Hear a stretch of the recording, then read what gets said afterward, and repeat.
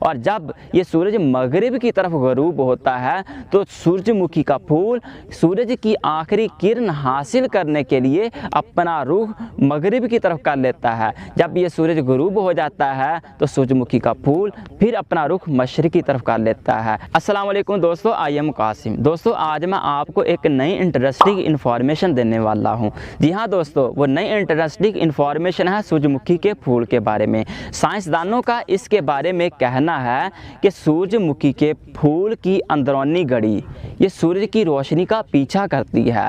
جس طرف سورج کا رخ ہوتا ہے تو سورج مکھی کا پھول بھی اپنا رخ اسی طرف کر لیتا ہے۔ جب یہ سورج مشرق کی طرف نکلتا ہے تو سورج مکھی کا پھول اپنا رخ مشرق کی طرف کر لیتا ہے۔ تو جس طرف سورج ہوتا ہے پھر اپنا رخ اسی طرف کیے ہوئے ہوتا ہے۔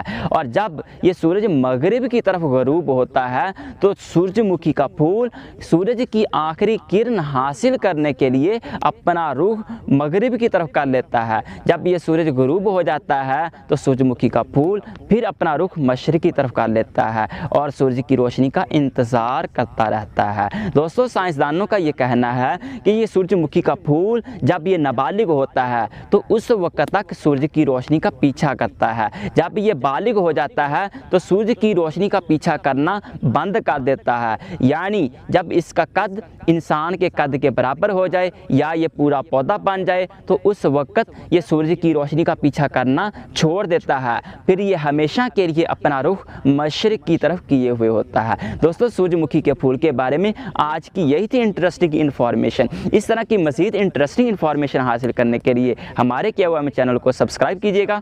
Thanks for watching.